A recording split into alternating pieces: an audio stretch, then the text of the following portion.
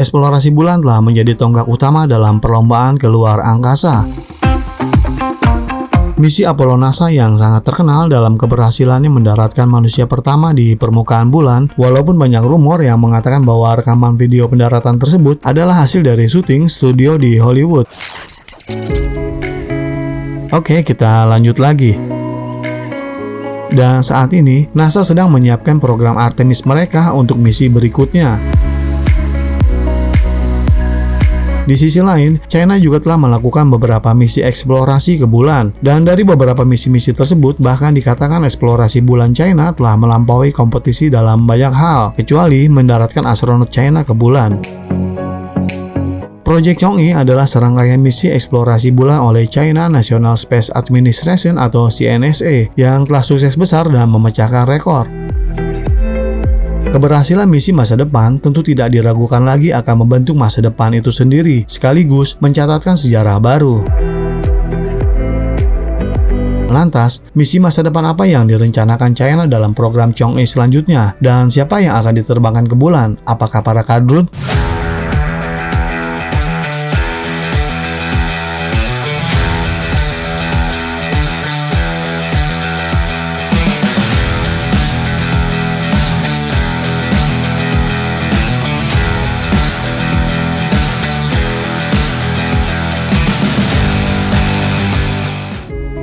Sebelum kita lanjut, izinkan kami dari tim redaksi mengucapkan rasa terima kasih yang sebesarnya atas kemurahan hati Anda semua dalam membantu pengembangan channel ini. Program Chang'e yang menggabungkan pengorbit bulan, landers, rover, dan pesawat ruang angkasa pengambilan sampel kembali diluncurkan menggunakan roket Long March. Peluncuran ini dipantau oleh pelacakan telemetri dan sistem komando TT dan C-System. Proyek ini terdiri dari 4 fase, misi orbital, misi pendaratan lembut, misi rover pengambilan sampel, dan misi dasar penelitian robot bulan.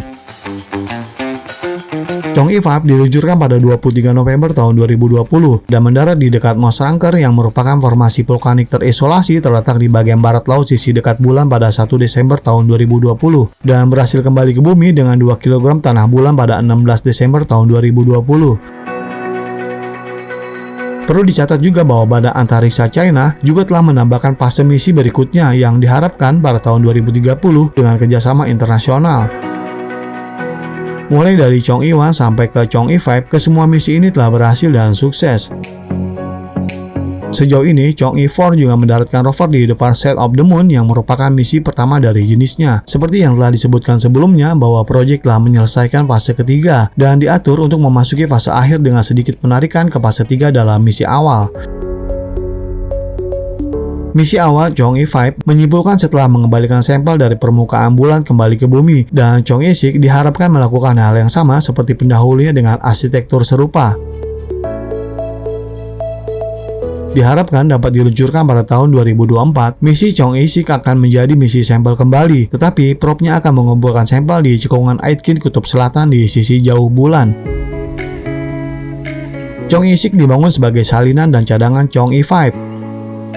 Misi tersebut dilaporkan terdiri dari 4 modul. Landers akan mengumpulkan sekitar 2 kg sampel dari 2 meter di bawah permukaan dan menempatkannya dalam kendaraan pendakian yang terpasang untuk diluncurkan ke orbit bulan. Kendaraan pendakian kemudian akan membuat pertemuan yang sepenuhnya otonom dan robotik. Kemudian berlabuh dengan pengorbit di mana sampel akan ditransfer secara robot ke dalam kapsul pengembalian sampel dan selanjutnya dikirim kembali ke bumi.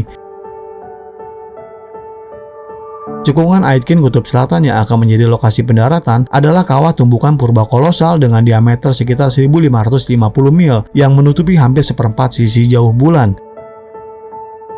Cekungan tumbukan yang dianggap tertua di bulan ini menyimpan petunjuk penting tentang sejarah bulan dan tata surya. Dan ini tentu akan membawa signifikasi besar dalam penelitian bulan. Diungkapkan oleh para pejabat China bahwa China terbuka menyambut kerjasama internasional dan ini sudah menjadi tujuan dari misi China selanjutnya. Misi Chang'e 6 juga akan membawa sejumlah muatan dari mitra internasional. Dikabarkan bahwa Prancis akan menyediakan instrumen deteksi bernama DORN untuk mempelajari pengangkutan debu bulan dan volatil lainnya, antara regolith bulan dan exhaust per bulan termasuk siklus air. Institut Fisika Nuklir Nasional Italia juga akan menyediakan reflektor ritual laser instrumen yang digunakan untuk memantulkan cahaya kembali ke sumbernya. Ini memungkinkan para ilmuwan untuk mengukur waktu yang dibutuhkan untuk perjalanan dan mengubah informasi menjadi jarak yang akurat. Seperti misi Apollo 11, 14, dan 15, kesemua misi Apollo ini juga membawa reflektor ritual jarak laser. Dikabarkan juga bahwa Rusia dan Swedia juga akan berkontribusi dalam proyek ini. Perlu diketahui juga bahwa sisi jauh bulan tidak pernah menghadap bumi, sehingga Chong Il-sik akan membutuhkan satelit relay di luar bulan untuk berkomunikasi dengan planet ini. Karena penguncian pasang surut yang terjadi ketika gravitasi planet memperlambat rotasi bulan sedemikian rupa, sehingga dibutuhkan waktu yang sama bagi bulan untuk berotasi seperti halnya untuk mengorbitnya planet. Mendaratkan rover di sisi jauh bulan adalah yang pertama dan membuat si NASA mencatatkan nama dalam buku sejarah. Penyelidikan akan diluncurkan oleh roket Long March 5 pada tahun 2024. Chang'e 7 juga akan diluncurkan pada tahun 2026 untuk menargetkan kutub selatan bulan. Misi ini akan mencakup orbiter, lander, mini hopping probe, dan 2 rover, termasuk diantaranya adalah Rashid 2, rover yang disediakan oleh United Emirates Arab. Menurut Wu, kepala perancang program eksplorasi bulan China yang juga seorang akademisi dari Akademi Teknik China, beliau mengatakan bahwa misi Chang'e 7 diatur untuk menemukan jejak es di kutub selatan bulan, menyelidiki lingkungan dan cuaca di sana, dan survei bentang alamnya juga akan ditugaskan untuk mendeteksi sumber daya alam di bawah permukaan kutub selatan. Terlebih lagi, para perencana misi ini juga sedang mempertimbangkan apakah akan menggunakan probe untuk menggali permukaan untuk memeriksa struktur bawah tanah dan komposisi. Kutub selatan bulan kemungkinan memiliki kondisi penerangan matahari yang menguntungkan, berarti pasokan listrik yang berkelanjutan dan suhu yang stabil. Itu akan memungkinkan eksplorasi robotik jangka panjang dan juga aktivitas berawak. Dibandingkan dengan tempat lain di bulan, penerangan matahari jauh lebih pendek dan perubahan suhu antara siang dan malam lunar biasanya berdiri di sekitar 300 derajat Celcius. Probe hopping atau hopper adalah peralatan baru di proyek China. Tujuannya adalah untuk menjelajahi kawah di sekitar landers, sehingga bertindak sebagai semacam drone yang melompat. Ini tentu akan membantu menjelajahi bagian-bagian yang tidak mungkin dijelajahi oleh robot.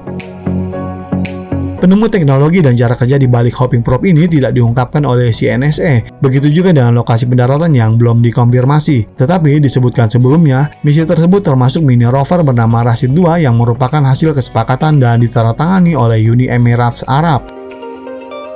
Dan China pun semakin memperkuat sikapnya untuk menyambut kerjasama internasional.